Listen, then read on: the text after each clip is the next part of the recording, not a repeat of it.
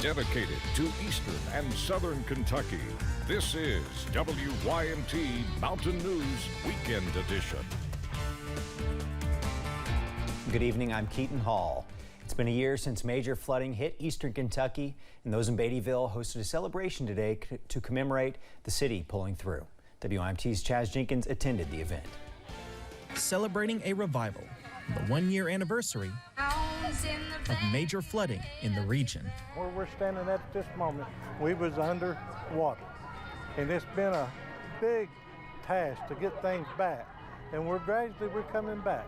Hosting a ribbon cutting and distributing plaques to those who survived. It's just a time that we can look back at the bad times, and also today the sun's shining, and we can all celebrate that we never lost no lives during this bad flood that we had. City members calling the celebration important, showcasing a strong community. If the businesses don't come back, there will be no Main Street.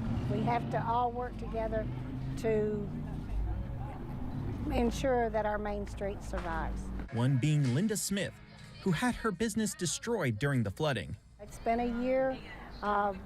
We worked from my son's dining room table up until October. We finally were able to get back into our newly renovated office in October.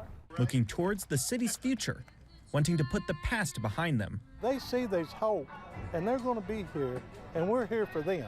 We'll do anything we can, try to encourage people to come to Beattyville and Lee County. Giving the city a fresh start. In Beattyville, Chaz Jenkins, WYMT Mountain News. The celebration was held from 1 p.m. to 3 p.m. Jackson says he wanted to thank everyone who made the event possible. KSP is investigating after a two-vehicle crash in Leslie County left one man dead and another arrested.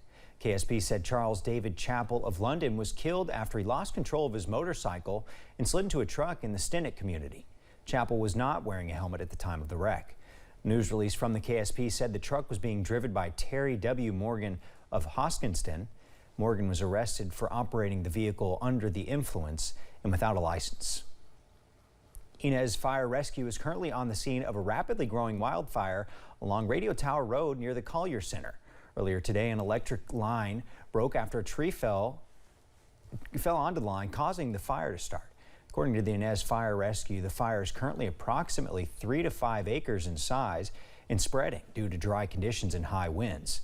This area is best known for the God's Promise Trail and Kingfisher Trail.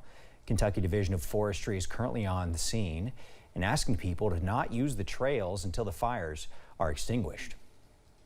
A close call at Wendell Ford Airport in Perry County this afternoon as high winds turned a routine landing into an alarming incident.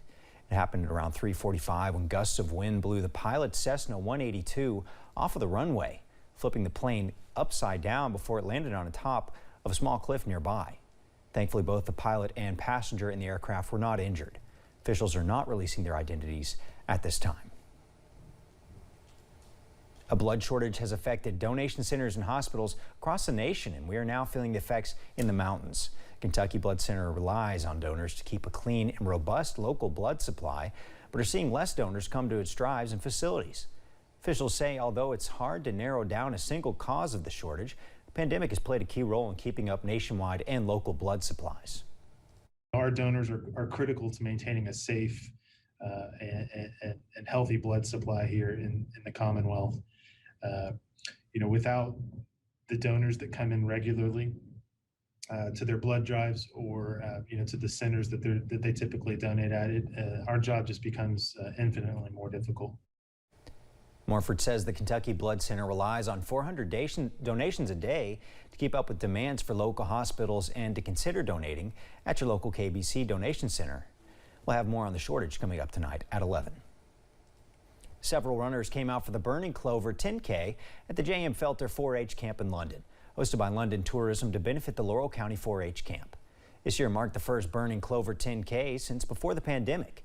Percentage of the proceeds from today's race will go toward the Laurel County 4-H camp.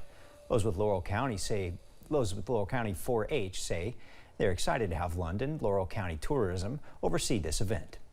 Yeah, it's really great opportunity, and in fact, Christmas they had a little light show through here supporting the 4-H camp, and we came out and did that too.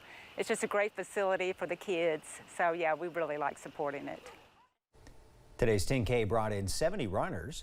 Those with the 4-H camp say they are excited to reopen camp and establish relationships with other community groups and organizations. We'll be right back after this.